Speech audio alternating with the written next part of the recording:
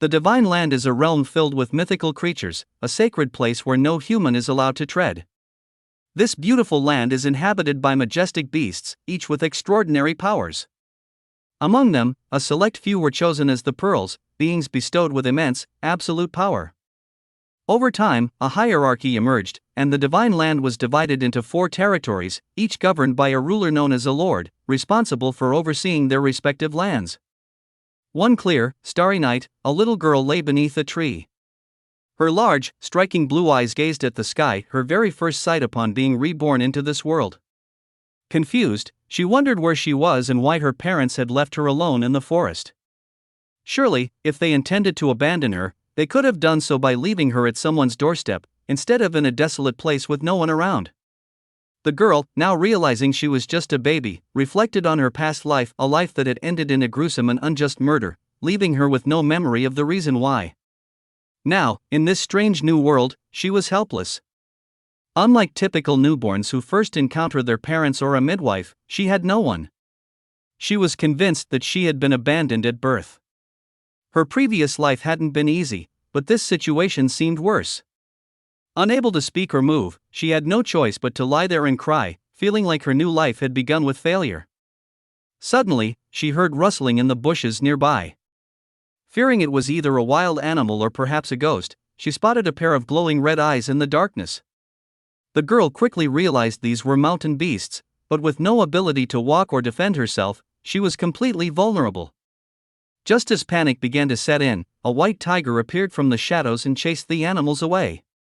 The tiger then approached her, gently took her in its jaws, and carried her off. Recalling a saying about staying calm even when in a tiger's grip, the girl felt a wave of dizziness from the rapid movement. As she was jostled around, her mind raced. Was she about to be eaten? Desperate, she resolved to try something, even if it meant risking her life. With what little strength she had, she decided to strike the tiger, thinking that it might help her escape. The tiger seemed puzzled by her actions, but she soon realized that her baby hands were too weak to do any damage. Instead, she began to cry out in a loud, clear voice. To her surprise, the tiger released her, but not before accidentally dropping her over a cliff. As she plummeted, it seemed as though her life was about to end once again. But before she could hit the ground, the tiger transformed into a human, leaping after her and catching her in midair. The man landed safely, holding her in his arms. As he studied her face, he couldn't shake the feeling that she resembled someone he knew, though he knew it was impossible. Nevertheless, he decided to take care of her for the time being, at least until she could fend for herself. After all the chaos, the girl found herself lying in a warm, comfortable bed. She was relieved to realize that she hadn't ended up in the tiger's stomach after all. Was she truly safe? The thought crossed her mind, what if the man was only fattening her up to eat her later? But then, she reconsidered. If he intended to eat her, surely he wouldn't have left her in such a nice room. Reassured, she examined her small, soft hands and accepted that, for now, she was safe. Suddenly, voices from outside the door caught her attention. Someone was speaking to a woman named Mrs. Miho, expressing concern about not sensing any oriental energy from within the room. The person explained that Mr. Pirian had cast a spell on the room, but their rank was too low to understand any more details. Mrs. Miho dismissed the concern, confident that Mr. Pirian's spell could easily be broken, and ordered the person to leave. Miho then scolded the person, questioning how they dared challenge her authority. She made it clear that her master's interests were far more important than the absolute power they served. The girl, overhearing this, began to wonder what would happen if the door were to open. Nervously, she thought she might need to defend herself, though she really didn't want the situation to escalate. Suddenly, a familiar voice interrupted, commanding Miho to stop. Miho insisted that she was issuing an absolute order and demanded that the door be opened. However, the man, who the girl now recognized as Pirian, the tiger who had saved her, stood his ground, asserting that this was his territory and that it was none of Miho's business what transpired within it. Miho, unfazed, retorted that all territories were ultimately under the rule of the Absolute, a fact Pirian had apparently neglected. She also expressed surprise that Pirian, who had never shown much interest in humans, had now hidden one away in this room. Pirian dismissed her comments, remarking that Miho seemed to be developing more absurd hobbies by the day. A woman, claiming to be growing old and thus intrigued by strange things, mentions that Pirian has destroyed the northern lands, which has made him repulsive to her. Nearby, a baby listens to this entire conversation. Pirian tells Miho that she is beginning to irritate him. Miho advises him not to waste his divine powers, stating that she has no intention of opposing them. The girl in the room, secretly listening, hopes that Pirian will stand his ground and prevent the woman from entering. Despite the girl's silent wishes, Pirian agrees to open the door, stating that the girl seems to be unconscious, so it would be best not to disturb her. The baby decides to pretend to be asleep. Miho peeks into the crib and tries to touch the child, but the girl is frightened and begins to cry uncontrollably. Frustrated by the limits of her infant body, she can't stop the tears. Pirian steps in, gently patting her head, which calms her down. The girl secretly enjoys the comforting gesture and wishes he would stroke her again. Miho then asks Pirian if he's really decided to raise a human child. Pirian brushes off the question, telling her she's speaking nonsense. Miho laughs, commenting that he seems to have a knack for raising children and now understands why, because the child resembles her sister, Sayo. Curious, Miho asks why Pirian brought the girl here. Pirian responds that she was abandoned in the central forest, and he simply took her in. The girl silently reflects on his words, thinking that although it's harsh for him to say she was abandoned, it is the truth. Miho probes further, asking if Pirian is worried about the child's survival. She questions how he could care for someone he doesn't even know. Pirian, undeterred, says the girl is awake now, and he intends to hand her over to humans. The baby feels a pang of anxiety, fearing she will be abandoned once again. Miho agrees with Pirian, acknowledging that since the girl isn't a mythical creature, she can't live in the divine land. Yet, as Miho gazes at the baby, she remarks that she likes her very much. The girl, observing Miho's beauty, decides the woman seems nice, or at least, a nice fox, and gives her a small smile. Pirian, noticing the interaction, asks Miho what she's up to. Miho dismisses it as nothing important, but the girl feels something suspicious is going on. Miho then presents the baby with a magic stone, and immediately the girl senses a strange energy inside her. Though she doesn't feel a full nucleus of power, there is a faint surge of strength. She looks at Pirian, thinking that perhaps this newfound power is due to his long life. Miho continues, mentioning that the girl survived the force of a cannonball, implying that this resilience is proof of some inherent power. The girl realizes that she must now possess the strength of the cannonball within her. Pirian, however, dismisses this as no guarantee of her survival. Miho counters by saying that if the girl were just a regular human, she would have perished long ago, yet she is still alive. Miho goes on to say that the result of this situation is more important than anything else. Pirian, skeptical, asks if this is the realm of Sayo's power. Miho confirms it, explaining that it is one of two realms, and for some reason, she felt compelled to give it to the girl. Miho and the baby share a smile, but Pirian finds the entire situation ridiculous. The girl, however, senses that some fragment of Sayo's power has taken root within her, and she wonders what this will mean for her future. Miho then suggests that since the power of the core is located in the east, other divine beings must already be sensing its aura. Pirian, however, expresses no interest, stating that they don't need any more power. Miho teases him, asking if he's willing to give up such an opportunity. She reminds him that even a human can begin to radiate divine energy after receiving the core's power, making it possible for them to live in holy places. Despite this, Pirian remains firm in his refusal.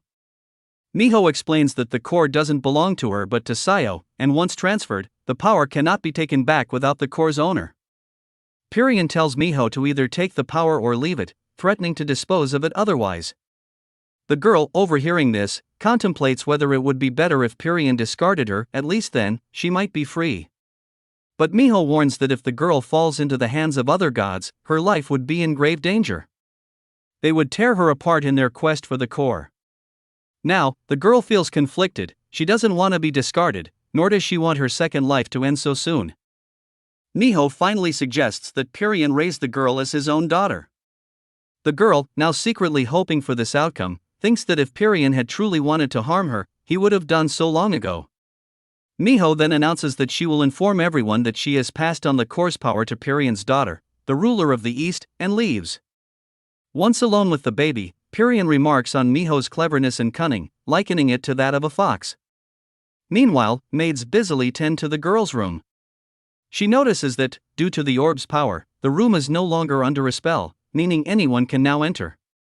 One day, the maids take her outside to see Pyrrhon's palace, rumored to be the most beautiful of all. As the days pass, the girl grows more accustomed to the surroundings, but what troubles her most is the absence of Pyrrhon. She wonders if, during their brief time together, she has developed some fondness for him. Jonah, another girl, is constantly by her side, like a shadow. She teases the baby, suspecting that the girl misses Pyrrhon. The other maids gossip, mentioning how strange it is that Pyrrhon has a daughter, and they express surprise that he managed to keep it a secret. They also remark that Miho gave the girl the core. Jonah warns the others to be careful about what they say, or they may face Pyrrhon's wrath. She also mentions that Sayo will be returning soon, and they must hurry to prepare for his arrival. Sayo will now take over the care of the child. The girl wonders who this man, Sayo, could be. Later, the baby asks Jonah to rock her again, but the maids are busy getting ready for Sayo's return. Suddenly, Sayo enters and immediately kneels before the child, tearfully asking why he wasn't informed about her sooner.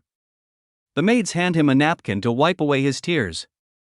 The baby thinks to herself that the man in front of her, Cheho, is clearly out of his mind. He seems to only dream of gaining Pyrrhon's attention, as the maids have mentioned. They often call Cheho a crybaby who can't take his eyes off Pyrrhon. Despite his loyalty, Cheho tends to make a mess of things, often bursting into tears over the smallest matters. A few days earlier, Pyrrhon had received a letter from Miho, which made him grip it tightly. Cheho, worried, had asked if something was wrong, but Pyrrhon simply stated that the date of an important meeting had been postponed and then coldly told Cheho to leave. Eager to please, Cheho said he understood and was ready to face any challenge for his master, but he still asked what had happened. Pyrrhon just looked at him without answering. Finally, Cheho promised to leave immediately, assuring Pyrrhon that he could always count on him. As he rode off in a hurry to the center of the Divine Land, towards Miho's palace, Cheho learned during an audience that his master was now caring for a child. He was shocked to discover that Pyrrhon had a daughter, something he had never known. Overcome with emotion, he started crying again because Pyrrhon hadn't shared this important detail with him. At home, Jonah teased Cheho, saying that Pyrrhon always kept him in the dark. She asked him if it was really necessary for him to know everything. Cheho, still emotional, remembered that Pyrrhon had also left for the northern lands without informing him. He cried even harder over that. Jonah suggested that maybe Cheho's relationship with Pyrrhon just wasn't that close, which made Cheho's crying escalate. The girl thought to herself that it would be nice if someone could cover her ears, as Jonah was doing for herself. Cheho, apparently not wanting to be the only one crying, loudly declared that the baby could cry too, which prompted the girl to start bawling as well. Immediately, one of the maids rushed to her side, and the girl blamed both Jonah and Cheho for her tears. Jonah picked her up, apologizing and trying to calm her down. At the sound of all this commotion, Pyrrhon entered the room, commenting that it was far too loud. Jonah quickly took responsibility, admitting it was her fault. Pyrrhon took the baby in his arms, and she immediately calmed down, though she secretly wished she could stay in his arms longer. Pyrrhon laid her back on the bed, while the servants bowed in apology. Cheho, still emotional, admitted he didn't have much to say, as it was his first time seeing such a small child. Pyrrhon sternly warned Cheho that no more mistakes would be tolerated. Cheho, eager to please, asked for the little girl's name, commenting on her beauty. Jonah suggested that simply calling her little might not be good for her self-esteem. The girl wondered if she would ever be given a proper name. Without much fanfare, Pyrrhon declared that the girl's name would be Ari. Ari felt a rush of happiness at receiving a name. Jonah also commented that it was a beautiful name, but Pyrrhon just looked away and said nothing. Ari, noticing his indifference, still felt pleased and thought he could have accepted the compliment rather than acting so arrogant. Cheho, remembering something important, informed Pyrrhon that he had forgotten to tell him about an upcoming meeting, just as Pyrrhon had suspected. Cheho also added that little Ari would need to attend the next meeting. Pirian asked when it would take place, and Cheho explained that Miho would notify them once Ari was able to crawl on all fours. Ari thought to herself, what is the old fox Miho planning this time? Pirian sighed and said he had to leave. Ari felt unexpectedly sad at his departure, not understanding why his absence affected her so much. Before leaving, Pirian gently touched Ari's face, and his hands felt warm to her. Jonah, observing the interaction, commented to Pirian that Ari seemed very fond of him. She wondered if Ari truly liked the tiger who had once carried her in its mouth.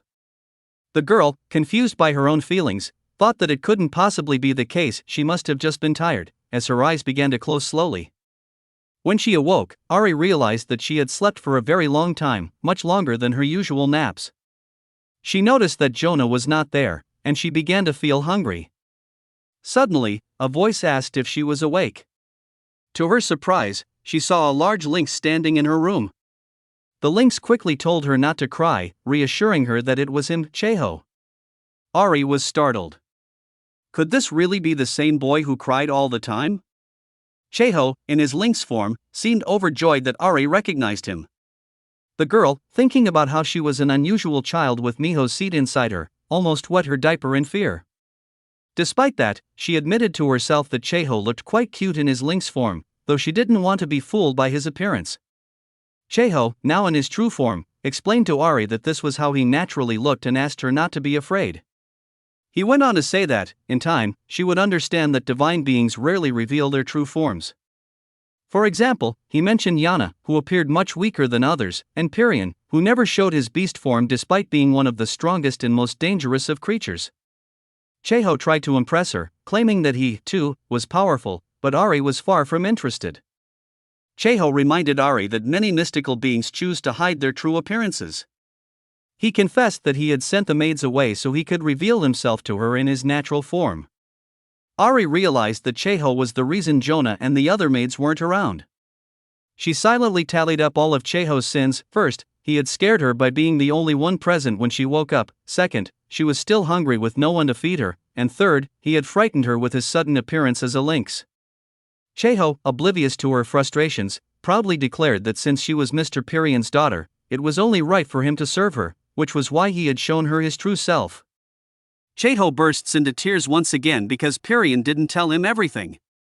Ari, the baby, could feel Pirian approaching, and as soon as she sensed him near, she also began to cry. Seeing his master, Cheho quickly tried to explain that it was all a misunderstanding. Pirian, noticing Ari's distress, commented that perhaps she simply didn't like Cheho. Ari herself wondered how anyone could look so good in the moonlight besides Pirian. Those eyes of his had frightened her at first, making her think she would be eaten on the spot. Who could have guessed that she would become his daughter? It was something she never would have imagined. All the maids admired the little princess of the eastern region, Pirian's daughter. Ari was surprised by how much reverence they showed her. Both Cheho and Jonah firmly believed that Ari was Pirian's secret child, and they seemed to truly accept her as his daughter. But Ari knew better. She wasn't a tiger, she had no ears or tail like one. She couldn't understand how they were so certain she was Pirian's child. Why were they so loyal to her? If only she could speak, she thought in frustration, sometimes angered by her inability to express herself. Parise, one of the maids, commented that Ari had been unconscious for a while and seemed to have been having nightmares. Ari, now more accustomed to her surroundings, wondered if she was referring to the day she first arrived. Though her memories were foggy, she recalled waking up multiple times and always feeling a warm, gentle touch that immediately calmed her fears. It dawned on her that the comforting hands must have belonged to Pirian. That's why his touch felt so familiar. Pirian glanced at Ari's small hands and remarked that they were still quite tiny. He explained that a mystical energy, Tianzora, was filling her from within, which is why no one suspected her true origins. Ari realized that what she drank each day also contained some of Pirian's energy, likely part of the reason she felt so connected to him. Pirian told her to grow up quickly, as he intended to let her go someday. Ari couldn't help but feel conflicted. Was this newfound power Pirian had given her something meant to set her free, or did it mean she would be abandoned once again? She recalled the day he had carried her in his mouth through the forest, as if he wasn't fattening her up to eat her, nor planning to sell her into slavery. He had given her something much more valuable power that even mythical creatures would hunt for. Yet, despite this gift, she still felt like she was being abandoned twice. The next day, the maids observed Ari, noticing that she seemed unhappy, as she had for the past few days. Jonah couldn't figure out what was wrong and wondered if perhaps Ari was uncomfortable lying down. But Jonah knew that Ari slept soundly through the night, so it couldn't be that. Another maid suggested that maybe she was hungry, but Jonah pointed out that Ari had already finished her meal. Someone asked if Cheho had visited, and it was noted that Ari didn't seem to like him very much. Cheho, feeling guilty, admitted to Jonah that he had made Ari cry. Jonah brushed it off, reminding him that Ari was just a child. However, Cheho, ever emotional, began to cry again, insisting it was all his fault. Jonah asked where Cheho was going, and he tearfully replied that he was setting off on a journey to work on his shortcomings. Jonah, concerned, asked where exactly he was planning to go. Cheho, still upset, declared that he intended to go to a place where no one could find him. Jonah remarked that this was how Aru had brought Cheho back before, implying that he often ran off like this. Another maid chimed in, saying that Cheho hadn't told anyone where he was going, but Jonah knew that Aru would always find him. Ari, meanwhile, was in a bad mood, feeling like she wanted to be praised for her small efforts to adjust to life in Pyrrhon's palace. But despite how much she tried, she couldn't shake the feeling of dissatisfaction. One of the maids gently encouraged her to try a little harder, though Ari thought it wasn't easy. She thought to herself that today was better than yesterday, but she still wanted acknowledgement. She secretly disliked one of the maids and decided not to show her any of the new skills she was learning, like her first flip. Ari also wondered why Pyrrhon hadn't come to see her in a while. One day, Ari felt someone's presence, a presence similar to Cheho's, approaching her room. It was Aru. She recognized him as the man who often followed Cheho around. Aru greeted Jonah, commenting that she looked as beautiful as ever. Jonah humbly replied that she could never compare to him. Ari felt anxious but intrigued by Aru's presence. Suddenly, Cheho's voice rang out from behind them, urging Aru to release him. Apparently, Aru had dragged Cheho back by force. Cheho, now flustered, demanded to know why Aru had humiliated him like that. Aru, unfazed by Cheho's complaints, pointed out that Cheho was always making noise and causing a scene, even in his attempts to leave the palace. Aru suggested that if Cheho hadn't wanted to be dragged back, he shouldn't have forced Aru's hand. He scolded Cheho for making things difficult for everyone, including Jonah. Cheho, still emotional, asked why Aru hadn't left him alone instead of bringing him back to the palace. Aru replied that it was his business and told Cheho to mind his own. He then instructed Cheho to report back to Pyrrhon and join their scouting party. Jonah, listening to the back and forth, assured Aru that they could trust him to take care of things and that they had nothing to worry about. Cheho, frustrated, insisted that it was his job, telling Aru to stay out of it. Aru told him not to wander around again, to which Cheho promised that he would remain at the palace, joking that he would stick to it like a leech. Ari hoped he wasn't serious, silently wishing for some peace and quiet. Aru then approached Ari's bed, and as she looked at him closely, she couldn't help but think that he was quite handsome. Aru apologized to Ari for being late in greeting her. Ari, however, thought to herself that she wouldn't forgive him so easily. In fact, she wanted him gone. He was the reason Cheho wouldn't leave her alone, and Aru needed to take responsibility for that. Sensing Ari's irritation, Aru commented that the little lady must be in a bad mood, while Jonah begged her to be more understanding. Ari thought to herself that Cheho was always bothering her, but it wasn't that he was unbearable, rather, his constant presence just tired her out. Aru then made a surprising statement, warning Ari that his true form was that of Cupid, and from now on, he hoped she would be patient with him. Ari, however, didn't care to know this and only wished Aru would take Cheho and leave her in peace. Aru reassured her that if Cheho ever became too much of a nuisance, she could tell him, and he would handle it. Still, Ari reflected that Cheho wasn't actually that bad, it was just exhausting to have him around all the time. Aru then remarked that Ari was quite clever and seemed to understand everything expected of Pyrrhon's daughter. Jonah, however, disagreed, stating that although Ari was smart, she probably just observed people's behavior and guessed things. Ari suddenly felt a familiar aura. Pyrrhon was entering the room. Aru quickly apologized to Pyrrhon, explaining that he should have greeted him first but had wanted to accompany Cheho to see Ari. Pirian, unimpressed, asked if Aru had forgotten his duty or decided to disobey his orders. He had explicitly told Cheho not to leave Ari alone. Ari watched as Pirian prepared to leave the room, wondering if this was really it. Was he just going to walk out? At that moment, she decided to show him something special. She rolled over on her bed for the first time, but nearly fell off. Pirian caught her just in time, lifting her up with ease. The girl smiled, feeling proud of her accomplishment, but Pirian simply told Jonah that she needed her diaper changed. Ari felt a little disappointed. No one seemed to realize the significance of her first role. Jonah, at least, patted her on the head and told her she was a great girl. Ari thought to herself that she was the only one who truly understood the gravity of her achievement. Shouldn't Pirian have praised her in a more mystical or at least human way? Still, she forgave him because he had saved her from falling. Pirian then ordered Aru to stay at the palace for the time being.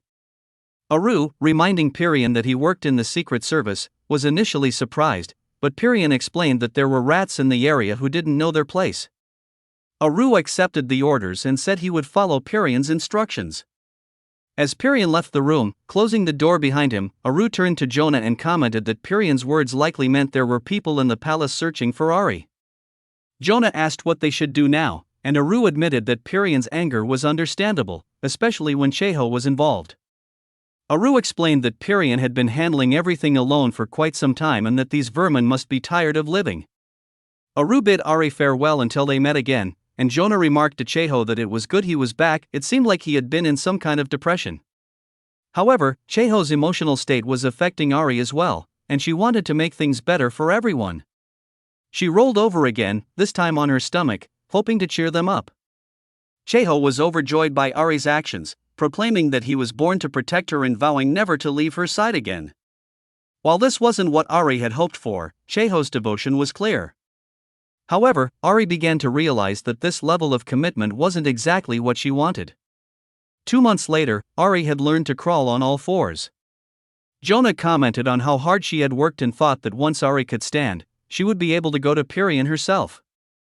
The maids were eagerly waiting for the day Ari would speak, but Jonah wondered if she was the only one who hadn't yet heard Ari make any sounds.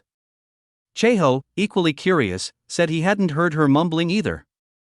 Jonah believed that Mr. Pirian would be thrilled to hear Ari's first words, especially since Pirian had started visiting Ari every night. Though he used to come less frequently, he now made a point of being there regularly. For Ari, the days when Pirian didn't visit felt much longer than the days when he did. One evening, Cheho speculated that Pirian might not come because he was very busy. Ari, feeling disappointed, thought about how she might have been wrong to believe that Pirian would come every night. Jonah then told Ari it was time for bed, carrying her and singing a lullaby. Just as Ari was about to fall asleep, Cheho loudly called out to Jonah, waking Ari up. Jonah, startled, asked what was wrong. Cheho, with his sword drawn, told them to hide in the corner and demanded to know who was there. A shadowy figure emerged from the darkness, a monster, and it demanded the power core. Cheho, unfazed, confronted the creature, mocking it for being foolish enough to approach. He told the monster that it must have lost all fear and called it a miserable bastard, saying that it wasn't even a divine being. He added that he would spare its life if it withdrew. However, the monster repeated its demand for the stone, clearly too dense to grasp the situation. Cheho, growing irritated, asked if stupidity ran in the monster's family. The monster then drew its sword, initiating a fight. Cheho swiftly countered, breaking the monster's weapon in the process. At that moment, Pirian appeared, easily defeating the monster. Cheho bowed before his master in respect. Pirian remarked that someone had broken the protective barrier around the palace, noting that if word reached Lady Miho, she would be furious. Cheho agreed, saying that some creatures were too stubborn to be easily caught. Pirian asks if the intruder could be one of the lords of the Four Lands. Turning to Jonah, he inquires how Ari is feeling. Jonah reassures him that Ari is fine and hands her to Pirian. Ari notices that Pirian seems to be in a bad mood, and she wants to cheer him up and make him smile. She recalls Jonah mentioning that Pirian would be thrilled to hear her babble, so, trusting that advice, Ari says her first word, paw, followed by yawn. Jonah and Cheho are astonished by her first words, clearly surprised that Ari has started speaking. Ari, too, is proud, feeling as though she's almost speaking properly. But when she looks at Pirian, she sees he has a stern expression on his face. Pirian, in a serious tone, asks what Ari just said. Ari thinks it doesn't matter, what's important is that she's starting to talk. She babbles angrily, as if to emphasize her progress. Jonah assumes that Ari might have been trying to say Pirian's name, but Ari decides she won't let anyone interpret her words for her again. Jonah then suggests that Ari should start calling Pirian father, but Ari stubbornly refuses, thinking that to her, he is still Pirian, and it's up to her what to call him. Jonah reflects that Ari might simply be used to hearing Pirian referred to by his first name, as everyone calls him that. Cheho suggests they try calling him father anyway, but Pirian reassures Ari that he doesn't mind what she calls him, leaving it up to her to decide. Pian then orders Cheho to bring Aru to the room. When Aru arrives and bows, Pian informs him that the palace's defenses have been breached and that someone strong had intervened. Even Pian had difficulty sensing the intruder. Aru apologizes for the failure.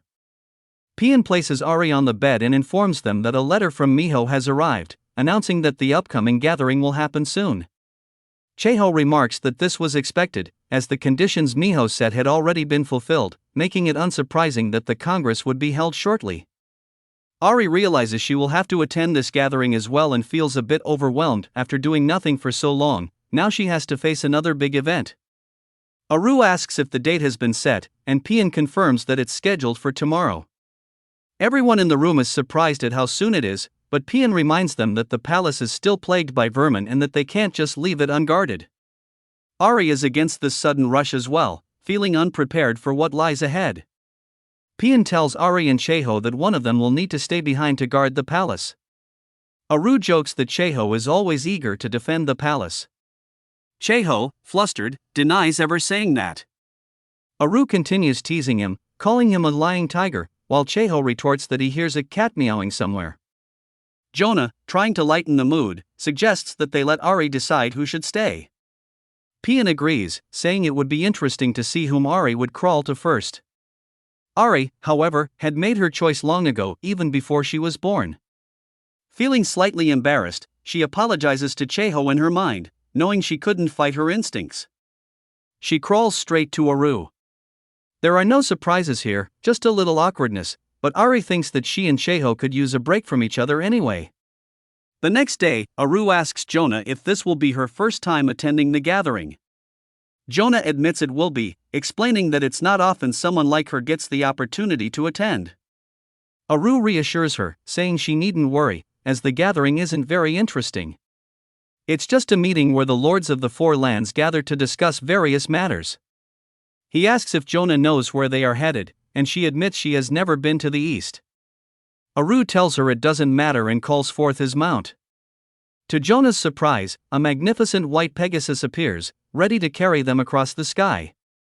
It's the first time Jonah has seen anything like it, and even Ari is awestruck by the great creature. Though the Pegasus seems intimidating, Jonah assures Aru that the heavenly horses are harmless. They are mystical beings of the lowest level and don't understand human language. Ari, sitting on the Pegasus, feels honored and decides this majestic animal will be her favorite from now on.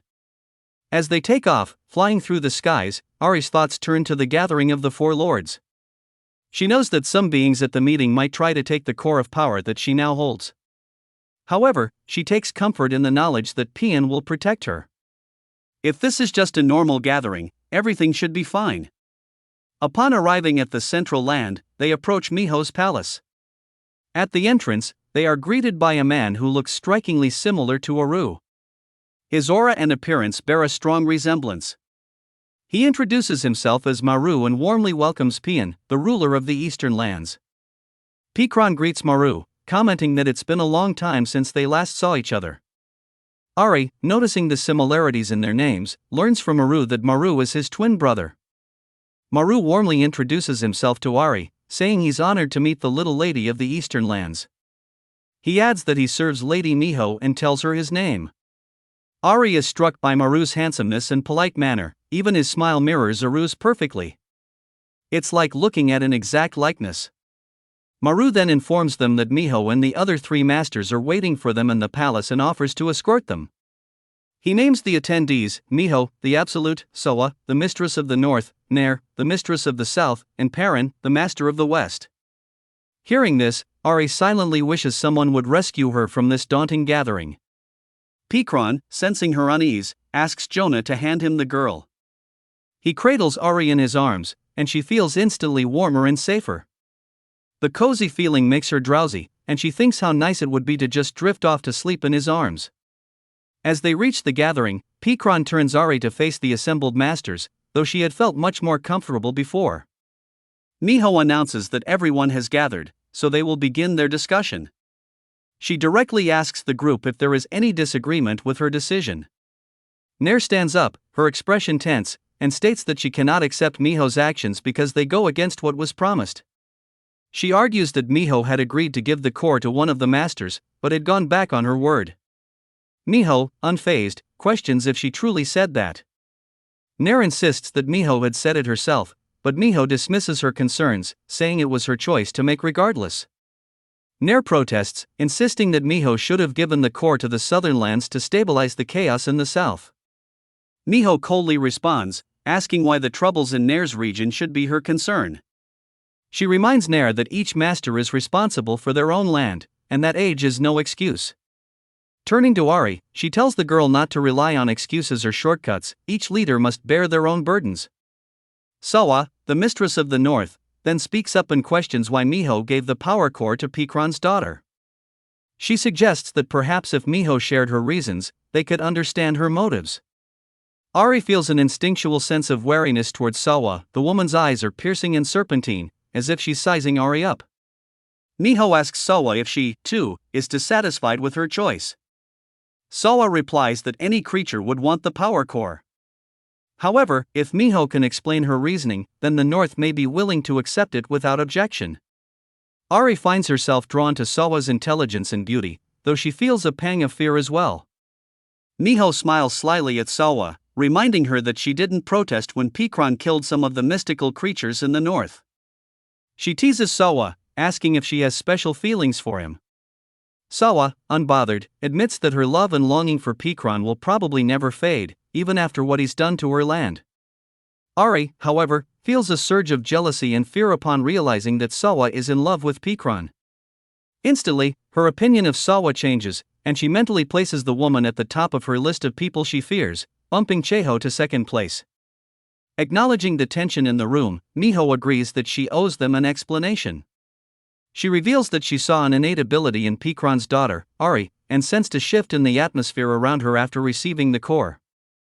Miho asks if that isn't enough justification for her decision. Sawa, appearing thoughtful, nods and says that if that's the case, she accepts the explanation. Ari, though impressed by Sawa's cool-headedness, still finds herself inexplicably angry with the woman. However, Nair remains unsatisfied. She declares that she still disagrees, arguing that she sees no special talent in Ari. She's just a child, Nair says dismissively. Ari feels a surge of irritation at Nair's words, feeling insulted by the woman's lack of faith in her. Pikron steps forward, asserting that Ari is his daughter and asking Nair what more justification she needs. Another master, Ken, interjects, saying that no one would argue with that. However, Nair accuses Pikron of being a traitor for complaining about the core going to a mere child. Pikron admits he did question it initially, but ultimately decided not to oppose Miho's choice. Ari privately thinks that Nair reminds her of a squawking sparrow, a small, irritating creature that just won't leave her alone. Pikron then turns to Miho and asks if she has forbidden dark creatures from using the black sword, noting that the divine power within the sword has also been removed. Miho confirms this, explaining that she personally stripped the black sword of its divine energy. She then asks Pikron why he's so curious. Has he seen such a creature recently? Pikron answers gravely that he's not only seen it, but that no one else even noticed its presence until it was too late. The creature managed to enter the palace undetected, which means it must have taken divine power from someone else.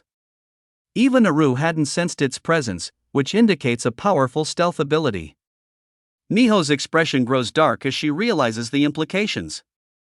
She warns that if a dark creature could hide so effectively, then it might be wielding a weapon with stolen divine power. She demands to know who among them allowed this, and warns that whoever violated her prohibition will face her wrath directly. As Miho leaves, Pikron turns to Maru and asks how soon he plans to handle this fox. Glancing at Ari, Pikron seems lost in thought, and Ari wonders why he's staring at her, almost as if he wants to play. Kin, another lord, picks up Ari, admiring her and commenting that Pikron has such a sweet daughter, as if he can't quite believe it. However, Ari quickly grows dizzy and wishes he'd put her down. Pirion, noticing her discomfort, asks Kin if he's only holding Ari because he wants to. Kin assures him, saying it's just that the girl is so endearing. Jonah takes Ari from Kin, which only annoys her more. She doesn't want to be with Jonah either. She looks back longingly at Pikron, hoping to be in his arms again. Kin continues to marvel at her, saying she's truly beautiful, with blue eyes that remind him of Pikron's. He notes that her hair, purple and silver like Miho's, is quite striking. Ari thinks to herself that she already knows she's beautiful. Cheho tells her every day. Pirion also comments on her chubby cheeks, saying they're so plump they look ready to burst. Frustrated, Ari vows to get her revenge on him someday. Turning to Pikron, Pirion jokes that maybe it's time for him to step down and make way for the younger generation. Kin tells him to calm down. Aru, joining the conversation, mentions something about Iran, causing Kin to start looking for him immediately. Aru offers to help, and they soon find Iran, a small, sleeping boy whom Aru discovered near the main gate and brought to his room to rest. When Iran wakes, he calls Pirion uncle.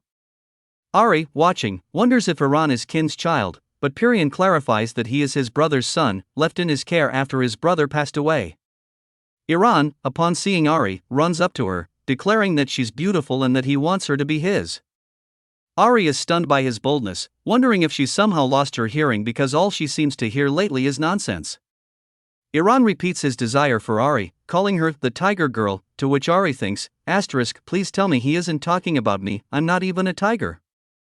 Iran, still smitten, says she's cute and small and that he wants to keep her for himself. Jonah steps in, reminding Iran that Ari is a person, not a possession, and that he can't just claim her. Iran, undeterred, tells Jonah that his uncle promised he could have anything he wanted. Jonah insists that Ari will be an exception. Iran looks to Pirion for confirmation, and Pirion assures him that Ari is indeed an exception, but promises that they'll visit her palace when she's older, and he can ask her again. Ari, now thoroughly exasperated, thinks perhaps she should start wearing a talisman to protect herself from these overly eager wolves. Aru, watching the exchange, comments on how much he's been running around due to Pirion, jokingly thanking him for the exercise. Ari privately thinks that someday, she'll take revenge for all the trouble these people put her through. Meanwhile, Iran asks Maru why he hadn't told him where he was. Maru replies calmly, saying each person should be responsible for himself and points out that he even left a note on the door. Aru, clearly unimpressed, remarks that he saw the note multiple times as he wandered the palace and feels a bit let down by his brother. Maru, with his usual difficult temperament, only shrugs it off. Maru then remembers to inform everyone that the meeting is over and everyone is free to go, except for Pikron. With that, Nair rises and exits, muttering that she feels sorry for the situation. Aru remarks that everyone had high hopes for Nair, as she was expected to be the next Phoenix. However, Maru chimes in, saying the chaos in the south justifies her actions and that he had hoped she would grow into the role, but perhaps it's not meant to be. Pirion finds it all quite amusing, especially the fact that Nair was given such a high status and is now expected to relinquish it. He then turns to Ari, inviting her to accompany him to an event in the west. But Ari, not fooled, has no intention of leaving Pikron's side to go with him. Instead, she spits at Pirion, which causes him to look at her in shock. His companion, visibly angry, demands to know if she did that on purpose. Jonah, ever protective, assures him that Ari is still very young and probably didn't mean it. Pirion, attempting to brush off the slight, wonders if perhaps Ari simply doesn't like him. At this, Ari blurts out the word fool in defiance, repeating it again as she points directly at Pirion. Amused, Kin laughs, pointing out that Pikron's child has just called Pirion a fool multiple times. Pikron, however, calmly says that this is the first time Ari has repeated a word so many times, finding it quite significant. Jonah and Aru, meanwhile, shower Ari with praise, thinking it's wonderful that she's standing her ground. Encouraged by their reactions, Ari continues to call Pirian names, delighted to be praised for speaking her mind. Iran, watching all this, turns to his uncle and asks if he's a fool too. Pirian, embarrassed, assures him he's not, then takes Iran by the arm and declares that it's time to leave. Ari realizes her plan worked perfectly, and she managed to drive away one of her unwanted suitors. Sawa, seeing the tension, asks Pikran for permission to leave as well. Ari, more than happy, hopes Sawa will make a quick exit. Sawa, however, tells Pikran that she hopes their next meeting will be at his palace and that she will come to greet both him and Ari personally. As she says this, Ari feels an unsettling, dark aura around her and wonders if Sawa has a hidden agenda. Sawa even asks if Ari would mind her visiting, but Ari's expression makes it clear she would rather not see her again. Sawa takes her leave, promising to visit in the future, but Ari silently hopes she never returns. She'd rather deal with Cheho's face every day than endure Sawa's presence. After everyone has left, Ari notices Pikran looking at her with an unusual expression. She wishes he would say something to reassure her. Gathering her courage, Ari asks him if something's wrong. Pikran pauses, then softly tells her, "It's nothing." Pikran finds it curious that Ari pronounced the word fool so clearly this time. Kiran chuckles, remarking that Ari is speaking much better than before. Maru then turns to Pikran and asks why he's hesitating. Shouldn't they be heading to Miho already? Aru chimes in, saying that of course they'll go, and there's no need to be upset. Maru gives Aru a look, as if he finds his brother a bit too blunt, and gestures to Jonah, warning her not to make eye contact with Miho, as she's not in the best of health. Ari thinks to herself that Maru, though somewhat rude, seems friendly in his own way. When they arrive at the room, Maru shows them in. Inside, they see Pikran and Miho. Miho, visibly angry, says she cannot forgive what's happened and strikes the table with her fist. Pikran tries to calm her down, but Miho, clearly burdened, snaps back, asking why he's discussing this in front of everyone instead of privately. She insists that there's a culprit among the three masters here and reminds them that even Pikran had been outraged over it enough to destroy divine beings in the north because of it. Pikran mentions that the situation has slowed down their progress slightly. Miho's gaze then shifts to Aru, Ari, and Jonah, commenting that all of this chaos is because of Ari's presence. Miho asks Jonah to hand her Ari, and she takes the girl in her arms, studying her face. She tells Ari that she looks more and more like Shur every day, which makes Ari wonder who this Shur is and why she resembles them. Oddly enough, Ari stops crying in Miho's arms, feeling oddly calm. Miho hands her back to Pikran and tells him that she'll need to visit them at his palace soon. Ari, meanwhile, wonders why everyone seems so keen on visiting Pikran's palace. It's as if the fox, the dog, and the snake all want to gather there. Pikran refuses Miho's suggestion, saying it's late and that they should all head back to the palace. Meanwhile, the servants are struggling to hold back Cheho, who's been trying to join the meeting to see what's taking so long. As the delegation returns, Cheho, finally freed, rushes over to greet Ari with excitement. Ari tells Cheho all about the meeting, including how Pirian said he would take them to see Lady Miho, and how she sat on Pikran's lap while he spun her around. Cheho, surprised, exclaims that even he has never done that before, making Ari think to herself that she wouldn't want him to. Cheho approaches her, but she puffs up her cheeks in a pout. She wonders how someone like him could actually be a lynx, a fearsome animal that's just a cute kitten in her eyes. Aru then tells Cheho that they forgot to tell him something important. Cheho, full of curiosity, kneels down to listen. Aru and Jonah, barely containing their laughter, reveal that Ari called Pirian a fool. Jonah doesn't believe Ari intended it to be mean, but Cheho seems thoroughly amused. As the adults gossip, Ari crawls out of the room unnoticed. She peers at them from the hallway, thinking they're silly for not noticing her escape. After crawling only a short distance, she begins to feel tired. Just then, she encounters Pikran in the corridor. He picks her up, noticing her dirty hands, and hears from the others that they'd been looking for her. Though they're relieved to see her safe, Ari refuses to go back to the group, feeling more comfortable with Pikran's embrace. But she insists to herself that it's not because she's attached to Pikran's arms, she just doesn't want to deal with the others right now. Pikran, sensing her weariness, carries her to the well to wash her hands. He reassures her that she won't need to come looking for him next time because he'll come to her instead. Cradling her in his arms, he carries her back to her room, where she falls asleep almost instantly. In the morning, Ari wakes up to see Jonah and Cheho by her side. Cheho, observing her, remarks that she's beginning to look more and more like Pikran, even in her expressions. Jonah playfully asks where she picked up such a judgmental look, and Cheho jokes that it must be because they're always afraid of Pikran's gaze. He suggests that they should start acting more calmly around her, though Jonah doubts it will make any difference. Jonah picks Ari up, noticing that she still seems grumpy. Cheho wonders aloud when he became so attentive to her moods, concluding that perhaps she's simply missed his love. Ari mentally rolls her eyes, thinking that he's just being foolish. Cheho seems convinced, while Jonah remains skeptical. Cheho then holds Ari up, asking her to look into his eyes. Ari, unimpressed, suddenly blurts out, "Cheho is a fool." Shocked, Cheho hands her back to Jonah, slumping down in the corner with tears welling in his eyes. Ari, watching him, starts to feel a bit guilty, maybe she had overreacted. Jonah, concerned, asks Cheho why he's crying. But Cheho, through his tears, reveals that he's crying because Ari called him by his first name for the first time, not out of insult. Jonah hadn't even noticed it. Amused, Ari decides to take back her apology. Cheho, now smiling through his tears, vows never to leave Ari alone again. Unfortunately, this isn't what Ari wants. She wishes he would pay attention to something other than just her name. Cheho declares dramatically that he wouldn't mind dying right now, feeling fulfilled by the acknowledgement. Ari thinks he's even more foolish than she originally thought.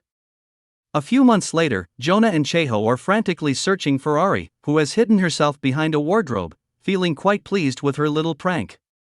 She was upset that they hadn't been playing with her enough, and now she's making them pay attention.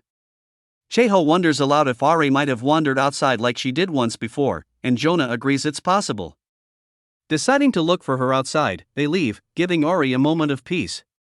She feels a sense of freedom and decides she might as well use it to find out where Pikran is. Approaching her father's office, she realizes the door handle is too high for her to reach. Pressing her ear to the door, she hears voices inside, one of which sounds familiar. It's Sawa. She listens closely, hearing Sawa question Pikran, almost disbelieving, asking if he expects her to believe that Ari is truly his daughter. Just then, Cheho appears behind her, scooping her up and saying they'd been looking everywhere for her.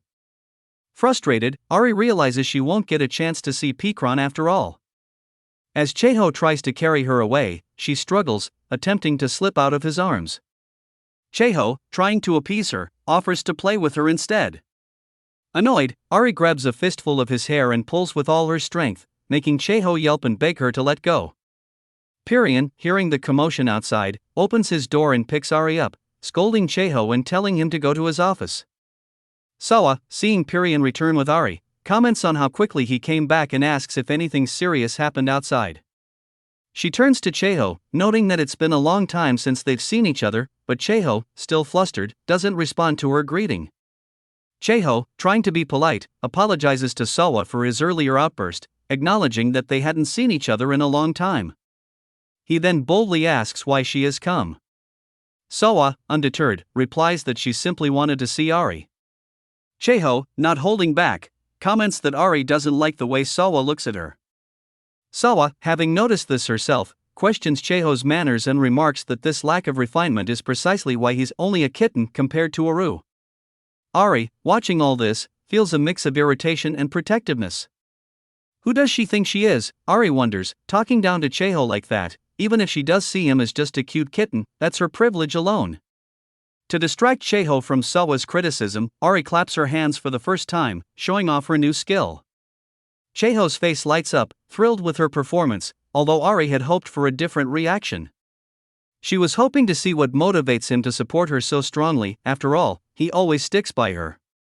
Cheho excitedly tells everyone that this is the first time Ari has clapped her hands, and Jonah and Aru join in, admiring her. Pikran, watching, admits that he's never seen her clap before either. Ari feels a bit frustrated, thinking that they're all missing the bigger picture, but she's content for now since her small gesture seems to make everyone happy. Sawa, however, doesn't seem amused. Her expression hardens, and Ari gets the unsettling feeling that Sawa's gaze is filled with something darker. Sawa finally announces that she's had enough for today and gets up to leave. Pikron warns her not to set foot on his land again without permission, making it clear that her presence is unwelcome. As Sawa leaves, Cheho asks Ari to wave goodbye, and she does so, understanding that it's a polite gesture. Pikron observes this and comments that Ari is starting to understand more. Cheho, proud, praises little Ari, while Jonah jokes that Ari should focus on walking now that she's started talking. Jonah mentions that Ari has started speaking so well but hasn't taken a step on her own yet. Cheho encourages her, telling her not to cry if she stumbles. Jonah teases Cheho, asking if he's going to be responsible if Ari doesn't learn to walk. Cheho confidently declares that if that were the case, he'd certainly take responsibility. Encouraged by everyone's support, Ari tries to stand up and take a few steps. She wobbles but manages to stay upright with Jonah's help. Soon enough, Ari is able to walk a short distance without any assistance, much to everyone's delight. Jonah comments on how quickly she picks things up, praising her resilience. One day, while Ari is wandering the palace grounds, she encounters Perrin, trying to push his way past Aru and Cheho. Perrin insists that Pikron gave him permission to enter, but the boys know he's lying and don't let him through. Perrin notices Ari and waves, but she quickly tries to avoid him, thinking of him as that fool again. However, as she hurries away, she bumps into Iran, who enthusiastically greets her, calling her a cute tiger cub. Ari doesn't recognize him at first but soon recalls the shock of meeting him before. She notes with surprise that Iran has grown a lot since then, while she still feels like a little bean. Eventually, Perrin manages to get into Pikron's office with Iran in tow. They sit down with Pikron, Aru, and Cheho, while Pikron looks over some letters. Perrin, noticing Pikron's serious demeanor, comments that he should have been informed if the master was busy. Aru, slightly irritated, replies that Perrin wasn't exactly invited. Perrin brushes it off, saying he was just here to help if needed. Pikron tells him that if he truly wants to help, he should simply leave. Cheho agrees, mentioning that they've had quite a few visitors lately, and Aru nods, saying it's almost suspicious how many people have come to the palace recently. Perrin, curious, asks if anyone else has been visiting besides him. Aru mentions that because the core is in the eastern lands, it's natural that mystic beings are drawn here. He also brings up Sawa, who arrived unannounced, calling out the northerners for lacking manners. Cheho confirms that Sawa has some kind of dark aura, which has never appeared so unexpectedly before. Pikron finds it curious and wonders if Sawa had a particular reason for showing up. Perrin then muses on the remarkable nature of Ari's core. He finds it incredible that such a small child can contain so much power, wondering aloud if even the masters of the Four Lands could handle it. Cheho proudly declares that Ari is the strongest in the universe, which makes Ari feel a little embarrassed. Perrin agrees that Ari has a special divine aura and mentions that it could even be intimidating, though he quickly adds that she's still very sweet. He invites her to a party, but Ari, not amused, calls him stupid again. Cheho, shocked by her boldness, asks where she learned such words, wondering who dared to teach her to speak like that. Aru playfully points at Cheho, who then points right back at Aru, each accusing the other of being a bad influence. In the end, they both apologize to Ari in unison, which amuses her. She thinks to herself that the most important thing is they've realized their mistakes. Turning to Iran, Aru remarks that he has grown quite a bit. Iran explains that divine beings don't grow at a regular rate. Perrin adds that after his brother's death, Iran didn't grow for 30 years, which worried him, but he's relieved to see Iran growing again. He explains to Ari that, as long as a divine being has strength, they won't age or weaken over time, they essentially live forever. Ari listens intently, realizing just how long the lives of these beings can be. As they continue talking, Perrin brings up Miho, noting that she's lived longer than any of them. He tells Pikron that, in comparison, Pikron is relatively young, even though he already holds considerable influence. Tyrion interrupts Perrin, telling him to stop talking nonsense and get to the point of his visit. Perrin admits that he and Miho aren't hunting dark beings, although they've noticed that the mystical creatures have been quieter since the recent gathering. Suddenly, Perrin remembers the main reason he came, a task he had nearly forgotten. Aru, bewildered, wonders aloud how Perrin could forget something so important. Perrin places a small box on the table and says that it was given to him by Nair to deliver to Aru. When Aru opens the box, he finds a golden rose inside. Perrin explains that the rose is a symbol of envy and denial, and beneath it lies a note. Aru picks up the note and reads that Nair wrote she cannot fully recognize Ari yet, but hopes for good cooperation in the future. Ari thinks that Nair behaves like a capricious child, but in a way that's somewhat endearing. She reflects that guiding an immature bird like Nair along the right path might even be part of her mission. With a sense of wisdom beyond her years, she decides to be patient and understanding. After finishing his business, Perrin is escorted out by Aru and Cheho, though he shouts in protest, saying he doesn't want to leave. Later, Aru, Cheho, and Jonah go outside with Ari. Cheho tosses a ball toward Ari, but she doesn't seem interested in playing, which makes him a bit disappointed. Jonah suggests that maybe Ari doesn't find that kind of play fun, but Cheho insists it would be more enjoyable if she participated. Ari decides that if Cheho really wants to play, they'll do it her way. She steps on the ball and kicks it as hard as she can, sending it flying into the forest. Cheho chases after it and catches it quickly. When she kicks it again, he catches it once more and asks her to kick it in his direction. They continue playing this back-and-forth game, with Jonah watching and smiling. Ari thinks that despite his antics, Cheho is actually quite reliable. But just as she's starting to enjoy herself, she senses a strange presence watching them from behind a tree. She brushes it off, thinking she might be imagining things, but Cheho also seems to notice something strange. Jonah, sensing the danger as well, quickly picks Ari up and tells her to run back to Pikron's office. However, when they reach the office, Pikron is nowhere to be found. Suddenly, a monster appears behind them, followed by another one. One of the creatures mocks Ari, saying they can't believe the core of divine power has been entrusted to this little dog. The other comments on Pikron's overconfidence. They attack, knocking Ari out of Jonah's arms and capturing her while Jonah is restrained by one of the creatures. Ari realizes that this monster is one of the dark beings that hasn't fully transformed, it's still somewhat conscious and sentient. The monster bows mockingly to Ari, saying that according to rumors, she's the child of Pikron. Ari, terrified, feels the power of the core inside her starting to awaken in response to the threat. A bright glow surrounds her, keeping the monster from touching her. Surprised, the creature notes that the girl has learned to control her powers and admits he wasn't informed about this development.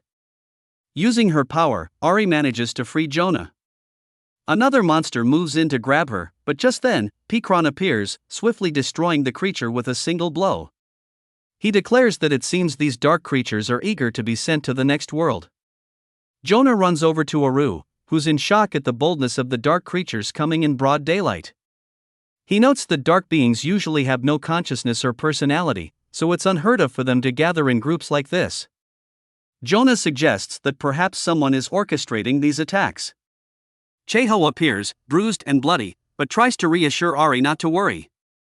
Jonah scolds Cheho, noticing he has a deep wound, and goes to fetch something to treat it. Cheho explains that he had chased one of the dark creatures, but was stopped by a powerful opponent who injured his arm. Ari realizes that this situation is even more dangerous than before, as these creatures are unlike any they've encountered. Ari, struggling to speak clearly in her childish language, tries to recount what happened. Jonah, alarmed, confirms her story, remembering that one of the creatures had insulted Ari by calling her a dog. Aru, taken aback, asks Ari if she really means it. She nods, confirming that it's true.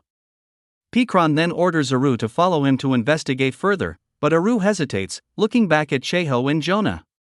Cheho, feeling guilty, admits that he couldn't protect Ari and starts to feel even worse about his injuries.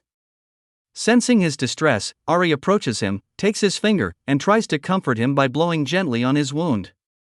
Cheho, touched, smiles and calls her a genius, joking that his arm no longer hurts. Later, Miho visits Pikron's palace and comments on how much Ari has grown since their last meeting. She remarks that ever since Ari started realizing her divine power, she's matured significantly. Pikron, clearly proud, notes that not even a shadow could harm her now. However, Ari feels a bit frustrated, as her limited speech prevents her from expressing herself fully. She waits for the day when she can speak in complete sentences and make her thoughts clear. Ari tries to say something, but Miho doesn't understand her.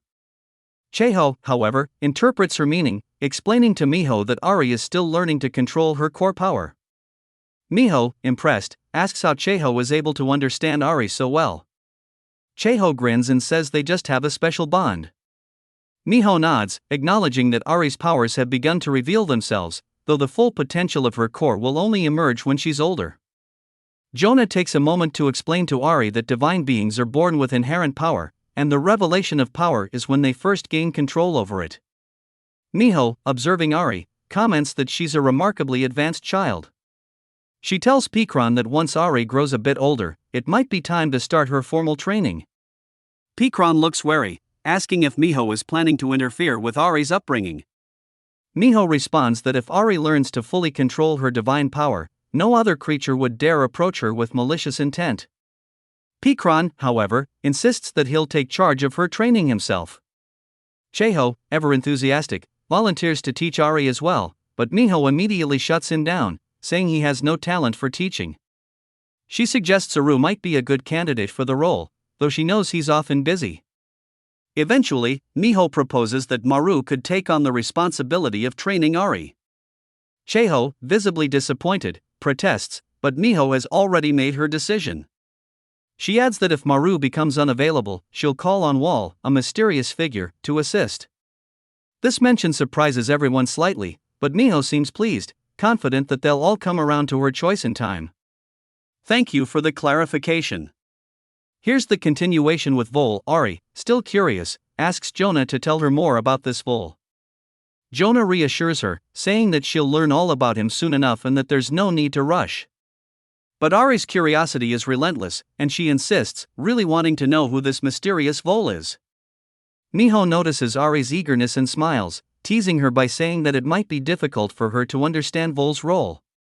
Ari feels a bit patronized and thinks to herself that if Vol is some kind of official, he must be a person of high status, maybe not as high as Miho, but certainly important.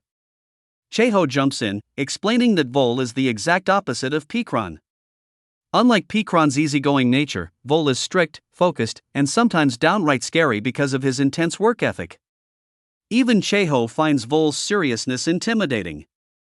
Pikran nods in agreement, saying it's no wonder that Vol was chosen to handle the responsibilities he has. Jonah, looking concerned, worries aloud about what might happen when Vol comes to inspect the eastern lands, knowing how thorough he can be. Miho then reveals that Vol is already on his way. She sent him a warning in advance. Ari finds herself fascinated by this fox named Vol, who seems to be both respected and feared. She notes how Miho didn't give anyone a choice in the matter, only a faint glimmer of hope. Pikran mutters that Miho must have planned all of this in advance. Miho, unbothered, suggests that Vol could inspect the eastern lands while teaching Ari, which would allow him to accomplish two tasks at once. Cheho, now visibly nervous, jokes that they're all doomed, while Jonah worries even more, saying she isn't ready to deal with Vol's strict standards. Miho dismisses their concerns, saying that this arrangement is beneficial for Pikran. She's giving him a gift by informing him of Vol's inspection in advance. Pikran, trying to maintain his calm, replies that he has nothing to worry about, though Miho reminds him that her warning is supposed to stay a secret. Satisfied, Miho nods approvingly and remarks on how impressed she is with Pikran's confidence. She then, somewhat teasingly, mentions that Pikran has been caught in tricky situations 998 times, yet Pikran has somehow always avoided getting into trouble. She encourages Pikran to keep up his perfect record and warns Ari not to grow up to be like Pikran. Ari, feeling slightly insulted by the comparison, resolves not to be anything like the careless Pikran. Miho continues, saying that if Vol is assigned as Ari's teacher, it's a decision that should be respected. Vol's high rank and discipline are unquestionable, and he's known for his strong personal boundaries, unlike Pikran. Miho hopes that Vol's presence will bring a sense of stability to the eastern lands, especially since he has the power to keep mischievous beings in line. By the time Vol completes his inspection, Miho expects that Ari will have learned how to control her powers more effectively. A few days later, Jonah and Cheho are once again searching for Ari, who has managed to slip away unnoticed. Jonah sighs, saying that Ari never stays in one place and always disappears without warning. She worries that Ari might end up in a dangerous situation, but Cheho tries to reassure her, suggesting that they search on the other side of the grounds. Meanwhile, Ari is hiding behind a tree, watching them with amusement. She's been waiting for this moment for days, planning her little escape. Ever since the attack by the dark creatures, she's been craving some privacy and a sense of independence. She knows there's a spot visible from Pikron's palace that she's always wanted to explore, and now seems like the perfect time to go. When she arrives at her destination, she finds a man sitting under a tree. He has an aura of calm power, and she immediately senses that he's a divine being, though she doesn't recognize him. For a moment, she considers leaving before he notices her, but her curiosity gets the better of her. She steps closer, observing him carefully, and notices a leaf caught in his hair. On impulse, she reaches out to remove it, but the man stirs, nearly waking. Startled, she decides to make a quick escape, but he catches her hand and gently asks where she's going. Ari, unsure of how to respond, stays silent. The man, thinking she's too young to speak, slowly stands up. But Ari surprises him by saying, "I can speak." The man, amused, responds, "Well then, that's good." He teases her a little, even calling her by her name, which shocks Ari. She wonders how he knows her name. Does everyone in the Eastern lands know who she is? She demands to know how he knows her name, but he shrugs off her question, saying, "I don't really know it." Ari finds his answer both mysterious and slightly annoying. She asks him if he's crazy, but he only chuckles, unbothered by her suspicion. When he tells her that the palace is actually far away, Ari protests, saying that it isn't true at all. He gestures for her to look, and to her surprise, the palace does seem farther than she expected. Ari feels her mistrust grow. She senses that this man is up to something. When she tells him to take her back, the man feigns confusion, asking if she truly wants to go back. Ari hesitates, feeling conflicted. Part of her doesn't want to return just yet, especially since she knows Jonah and Cheho are likely still looking for her. The man notices her hesitation and asks why she doesn't trust him, pointing out that he is a superior being. Ari's wariness only deepens, as she thinks of Pikron, Sawa, and others of high rank whom she doesn't trust.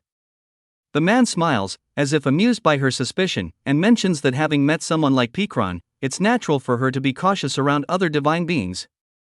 Ari thinks to herself that this man must have a reputation if he assumes no one would believe him. The man, who Ari now realizes is Vol, comments with a faint smile that he's still very kind. Ari thinks to herself that it's strange for someone to praise themselves like that, especially when she hasn't seen any kindness from him. Vol then takes her hand, but when she sharply tells him to let go, he releases her immediately. Observing her closely, he notes that she clearly hasn't yet mastered her power, just as he'd heard. With a casual snap of his fingers, he brings the distant palace back into view, much closer than before. Ari stares, unsure if this is some sort of magic or trick. Vol asks if she isn't impressed by the display, but she just glares, asking him bluntly if he wants to die for lying to her. Amused, Vol shrugs off her anger, saying it doesn't really matter and that he was just testing her a little. Ari wonders indignantly who this strange man thinks he is to test her, especially in her own secret spot. She feels her carefully guarded privacy slipping away. Vol, noticing her discomfort, asks why she's here, but Ari doesn't answer, refusing to reveal anything to him. He changes his approach, asking if she likes the place, saying he often stops here whenever he comes to the Eastern lands because of the view. He offers to bring her here more often while he's around and asks if she minds his company. Ari feels uncomfortable agreeing, partly because of his overconfidence, though she has to admit he is handsome. Vol tells her that he has high hopes for her, extending his hand once more. Confused by his intentions and feeling a little wary, she reluctantly shakes his hand, though she doubts they'll meet again. She walks away, thinking how strange he is. When Ari returns to the palace, she realizes Jonah and Cheho aren't outside. Curious and feeling a bit guilty, she uses her core power to scan for them and sees that they're still far away, searching for her. Ari thinks to herself that if they're this worried because of her disappearance, maybe she should behave for a while. It's only fair, after all. As she wanders back through the palace, she has the nagging feeling that she's forgotten something important. When she finally finds Jonah and Cheho, she stops in her tracks, shocked to see Vol standing right beside them, the same man she had just met outside the palace. Jonah rushes over to her, relieved, asking where she's been and saying they've been looking everywhere for her. Ari, feeling both embarrassed and wary, hides behind Jonah's skirt and points accusingly at Vol, asking Jonah who he is. Jonah gently explains that there's no need to be afraid, as this man is the same V she's been hearing about. The realization hits Ari. She remembers hearing the name V before, and now she understands that this is her new mentor, the one Miho mentioned. Vol holds out his hand again, repeating that he has high hopes for her, and formally introduces himself as Vol, a judicial officer. Ari cautiously shakes his hand, feeling slightly overwhelmed. She thinks his intentions seem good enough, but she's still not sure what kind of teacher he'll be. Vol suggests that they head to see Pikron. When they arrive, Pikron seems surprised and mentions that Vol arrived earlier than expected. Vol explains that Miho requested he come as soon as possible, and Pikron had thought he'd be delayed because of the recent increase in activity from the shadows, creatures that are as elusive as ghosts and leave no trace. Pikron notes that Vol seems tired, and Cheho chimes in that neither Aru nor Maru has found anything substantial either. Vol nods, suggesting that they might need to gather more people to help with the search. Pikron agrees, saying they need to think carefully about who would be best suited for the job. Ari glances at Cheho, wondering if he might volunteer, but his expression clearly shows reluctance. He admits that he's never been on a scouting mission, but if Pikron wants him to go, he'll try. Ari thinks privately that Cheho is definitely not suited for this type of task. He might even run away halfway through. Vol reassures Cheho, saying Pikron will probably not assign him such a task. He mentions that they're behind schedule not only because of the shadows but also because of an incident involving Pikron, who apparently helped himself to the treasury. Jonah comments that Pikron seems to have the freedom of a bird, while Vol dryly responds that Pikron is simply irresponsible. Jonah explains that Pikron never wanted his position and only took it reluctantly after his brother's death. Vol acknowledges this, but says that Pikron's situation isn't much different from the Phoenix, a title given to certain beings. It's clear he doesn't really know how to handle his responsibilities. Ari, listening, mutters that Pikron is just a dog, echoing a saying she's heard, as dogs are known for acting impulsively. Cheho laughs, agreeing with her, and Jonah remarks on how clever Ari is for someone so young, especially since she's already learned to control her power. Vol explains that this is exactly why he's here. He finds it remarkable that Ari has revealed her powers at such a young age and believes it's unlikely this has to do with the core power alone. Vol then asks Jonah and Cheho to give him and Ari some privacy. Cheho protests, saying he can't leave Ari alone, but Jonah gently pulls him away. Once they're alone, Vol takes a closer look at Ari, noting that even though she's technically human, he doesn't feel any alien energy around her. It's as if she's been a mystical being from the very start. Pikron, realizing where Vol's thoughts are going, comments that Miho has already told him everything.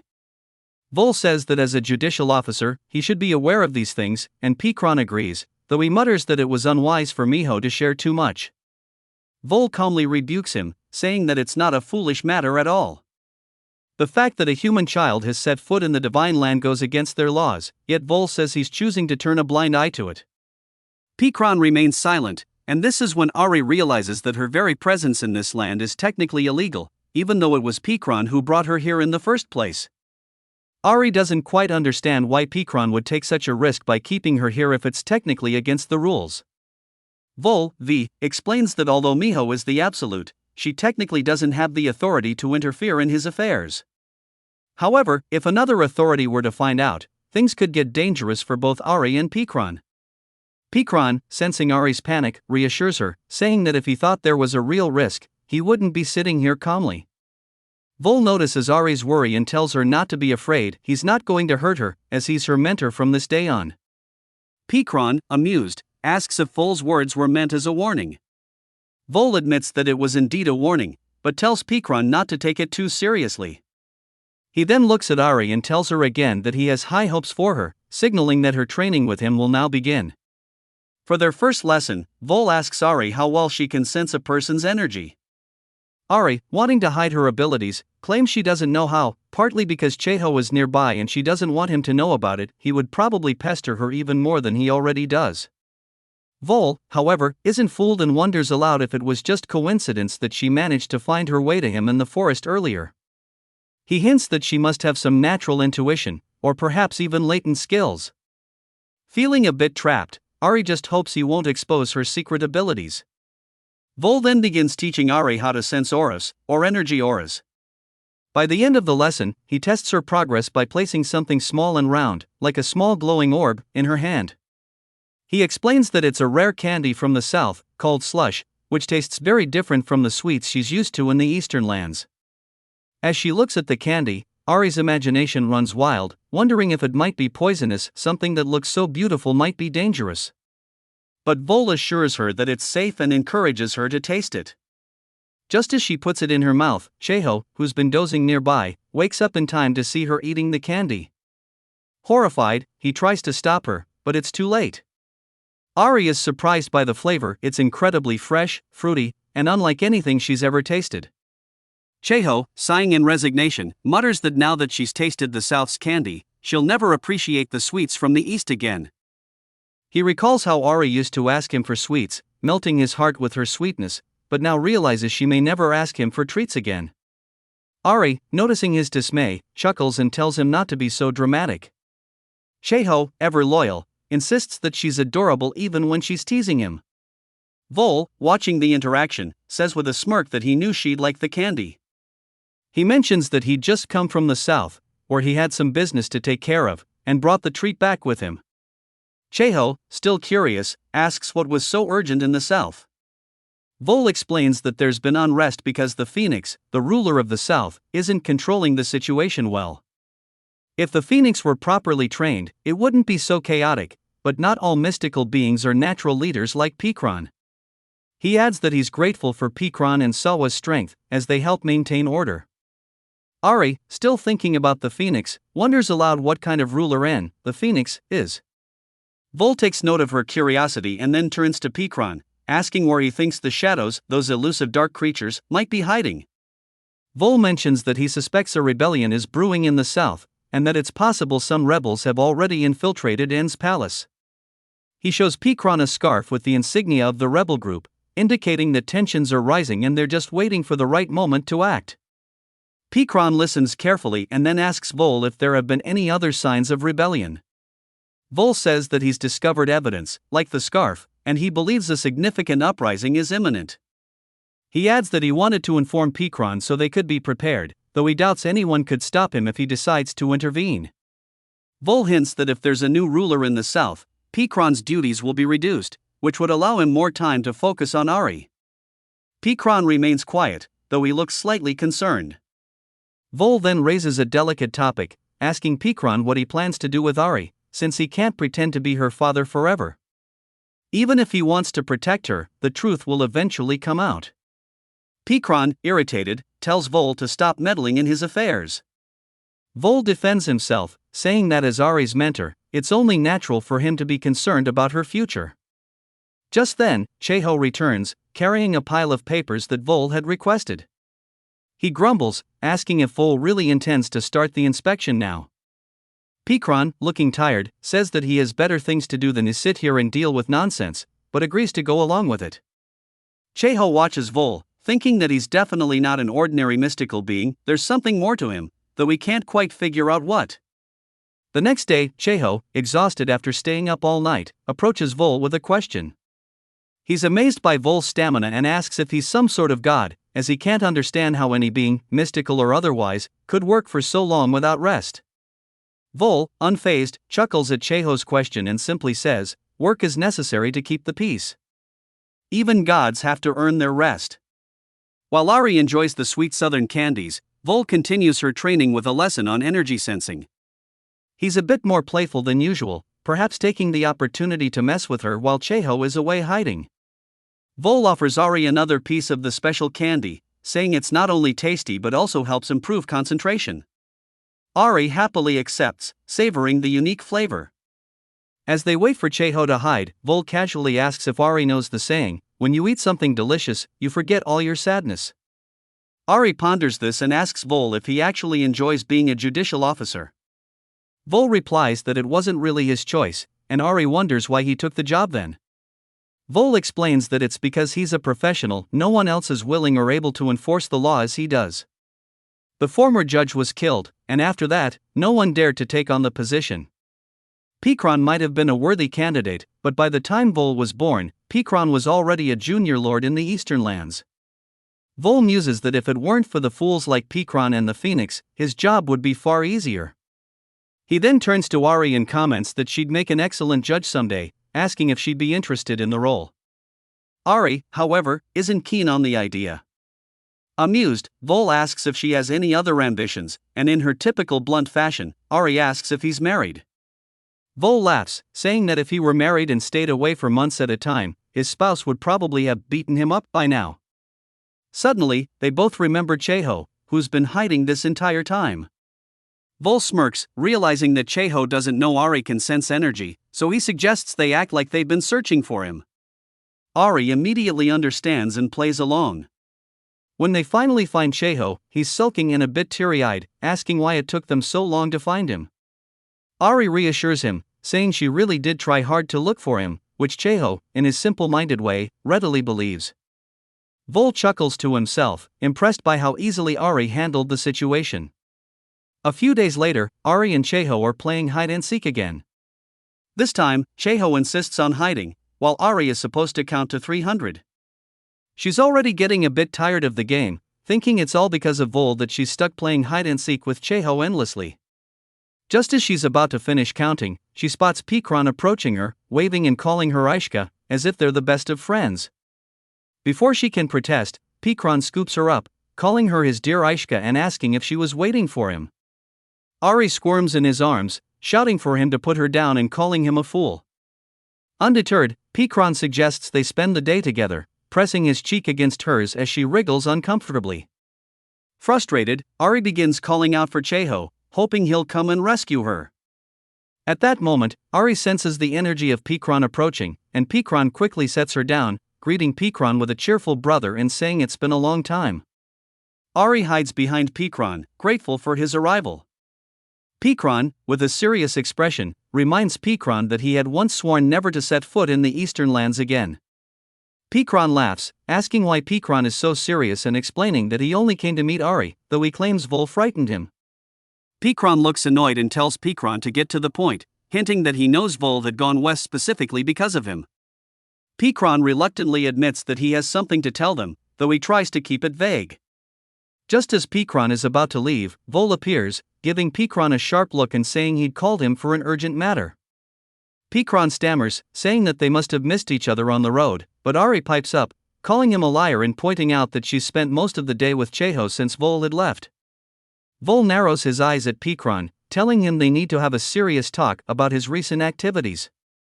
Reaching into his robe, Vol produces a black feather with a strange aura and tells Pikron that he found it on the border between the western and southern lands.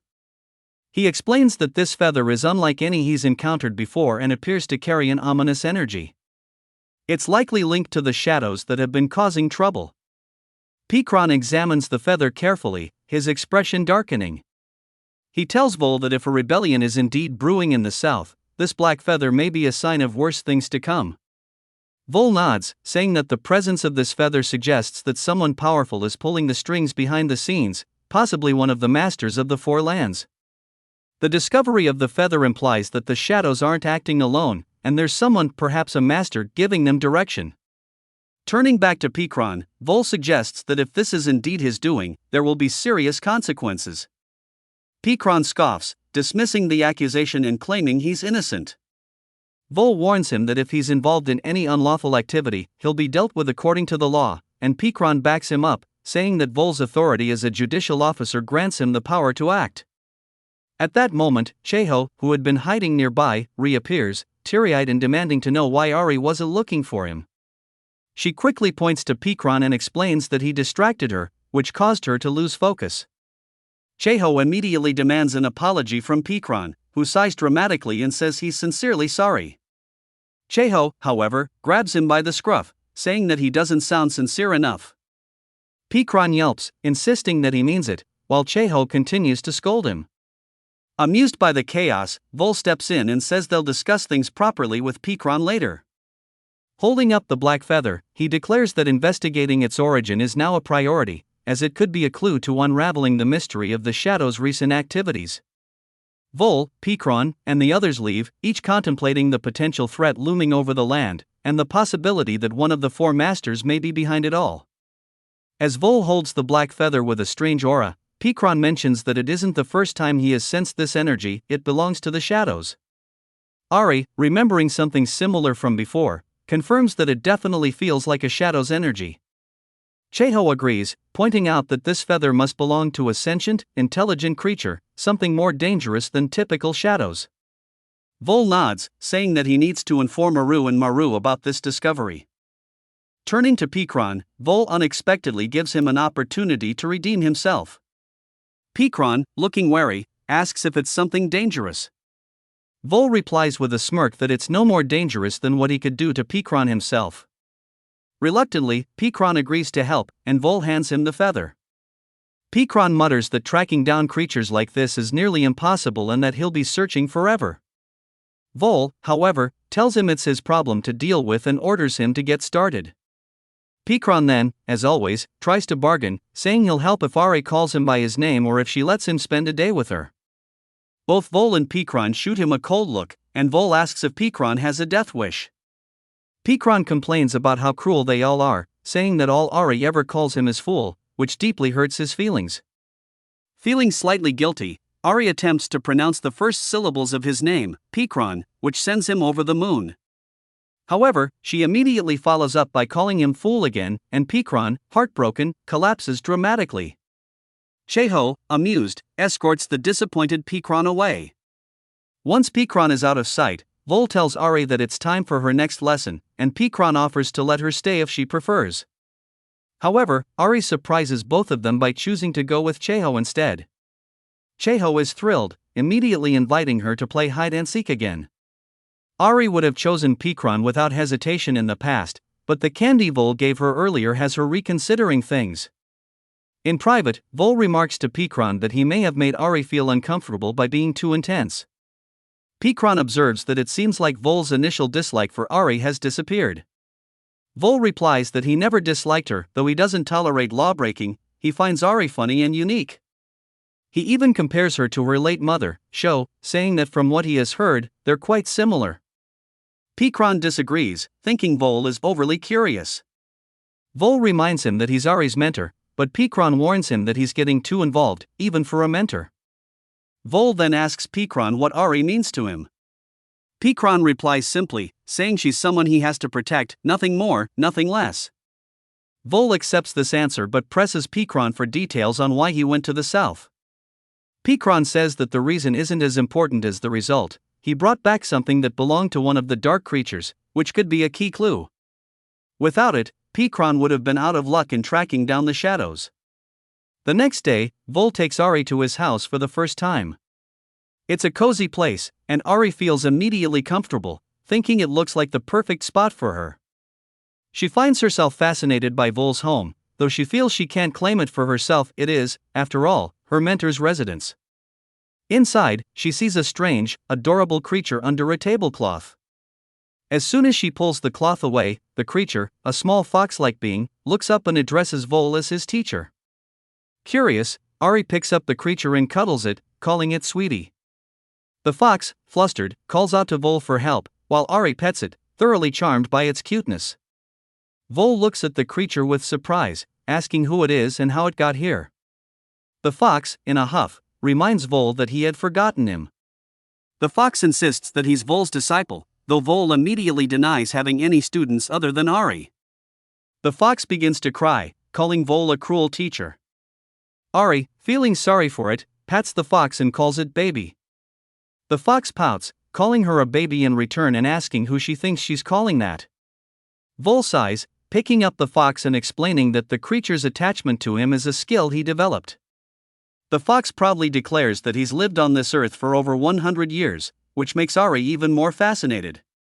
She touches his cheeks, declaring that she likes him very much and will never let him go. She asks the fox to give in and be hers from now on. Vol finds the fox's ability to speak unusual, given that it's a lower-class mystical creature. He demands that the fox explain why it's calling him master. Suddenly, the fox transforms into a young boy and asks if Vole recognizes him now. Vole realizes that it's Popo, an old acquaintance whom he once helped in the past. Popo tells Vole that because he gave him a new life, he feels eternally loyal and won't leave his teacher's side, even though he's not officially Vole's disciple.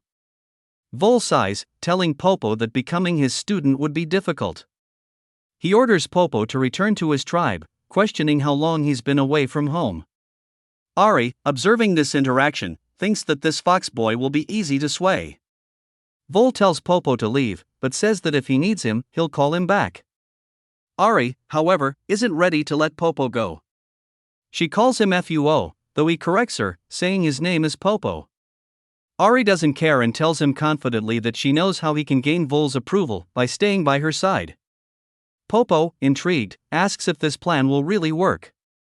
Ari reassures him, saying that if he's so loyal to Vole, he shouldn't give up so easily. Popo nods, a look of determination crossing his face. He decides to stay with Ari, hoping that his dedication to her will ultimately win Vole's favor. Vole watches their interaction with mild amusement, shaking his head at the stubborn loyalty of both Ari and Popo. After Vole enters the room, he notices Popo, whom Ari affectionately calls Fuo, lingering around and asks the boy why he hasn't left yet. Ari quickly intervenes, saying that Fuo is staying with her, and Vole, seemingly indifferent, accepts it on the condition that Fuo stops secretly following him. Fuo reluctantly agrees, though he looks a little hurt. The next day, their lesson begins with an unusual scene. 3 students Ari, Cheho, and Fuo sit waiting for Vole. Cheho, who's immediately curious about the new addition, asks who the fox is and why an inferior creature like him is allowed in the lesson. Fuo, taking offense, snaps back at Cheho, calling him a flea-ridden cat. Cheho is shocked to hear the fox speak and calls him a baby, to which Fuo retorts that he's not a cat but a lynx, and definitely not a baby. Vole decides it's time to start the lesson and takes them all out of the classroom. As they walk through the palace corridors, Ari asks where they're going. Vole cryptically replies that he doesn't even know, adding an air of mystery. Ari wonders if Pikron has met Fuo yet and asks Fuo if he knows Pikron. Fuo looks puzzled, saying he's never met him. Soon, they arrive at Pikron's office, but the large door handle proves to be a challenge for little Ari. Determined, she jumps up and grabs it, but can't quite manage to open the door. Fuo tries to help, pushing with all his strength, but the door remains shut. Just then, Pikron opens the door from the inside, surprised to see Ari dangling from the handle. He picks her up, asking her what she's doing there. As he does, he notices Fuo and looks intrigued. Fuo, excited, calls Pikron his brother and enthusiastically tells him that he hopes to see him often, saying he's only met one other cool man like him before. Pikron is taken aback and asks how this fox came to be with them. Ari explains that it was Vole who brought him and shyly asks Pikron to help her down from the door handle. Pikron chuckles, setting her down gently, and makes a passing comment about Vole being the steepest, or most respected. This surprises Ari, who thought Pikron was the top figure, and she wonders where that places her in the hierarchy. She's puzzled by the fox's unreserved admiration for Vole. A few days later, Fuo brings Ari back to Pikron's office. As they approach, Fuo overhears voices coming from inside and realizes there's someone else in there with Pikron. Intrigued, Ari and Fuo listen closely. Inside, they hear Sawa, the mistress of the northern lands, speaking to Pikron. She's boldly declaring that he belongs to her and that they should get married because she must protect him. This makes Ari's blood boil. She immediately instructs Fuo to get down on all fours so she can climb onto his back. She pushes open the door, tumbling into the office with Fuo right behind her. Sawa, surprised by the intrusion, turns to see who entered. With an amused smile, she comments on the stray fox in Pikron's home, wondering aloud if the creature is merely for entertainment. Pikron quickly clarifies that Fuo was brought by Vole, hoping to avoid further questions. Sawa eyes Fuo suspiciously, then shifts her attention back to Pikron, asking why Vole would bring such an inferior creature to the eastern lands. Pikron cuts her off, clearly irritated, and asks if she has any other questions. Sawa, momentarily taken aback, collects herself and smoothly says she doesn't have any further questions, though she expresses a desire to meet Vol. Ari, recognizing Sawa's manipulative demeanor, thinks to herself that Sawa is nothing but a cunning serpent. To disrupt Sawa's plans, Ari subtly tries to use her powers to sense Vol's location, and she soon feels his aura nearby. She silently instructs Fuo to go find him, confident that he'll arrive soon. Meanwhile, Sawa tries to engage Ari in conversation, asking what she's thinking about. Ari, not wanting to reveal her thoughts, simply replies that she's not thinking about anything, but Sawa presses on, insisting that lying and hiding one's thoughts is a bad habit. Sawa claims that she's only trying to teach Ari a valuable life lesson, but Pikran interjects, telling Sawa that she has no right to lecture Ari. Sawa, undeterred, smugly remarks that she's merely fulfilling her duties as the mistress of the North. Just then, Vol enters the room, his presence instantly shifting the atmosphere. Ari feels a surge of relief, hoping that now Sawa will leave. Sawa, surprised but pleased, greets Vol warmly, reminding him that it's been a long time since they last met. She announces that she's here as the mistress of the Northern Lands to formally greet him. Vol, however, barely acknowledges her title, stating that it doesn't matter to him. Fuo, who had followed Ari into the study, watches the interaction with wide eyes and loudly asks Ari why the teacher looks so angry. Ari shushes him, asking him to keep his voice down. Sawa, trying to reassert herself, reminds everyone that she's the mistress of the North and that everything she's doing is her duty. Vol, unimpressed, asks if she means that she's intruding on the Eastern lands for the North's sake. Sawa smiles and takes a sip of tea, casually remarking that she enjoyed the Oriental tea, and then apologizes to Pikran for any inconvenience her presence may have caused. As she prepares to leave, Sawa, in a veiled warning, tells them that if they want to know anything about the Northern lands, it will come at a price. With a final, self-satisfied smile, she exits the room, leaving a tense silence in her wake. Ari, irritated by Sawa's smug attitude, lets out a sigh of relief once she's gone. Vol watches Sawa leave with a faint frown, then turns to Pikran.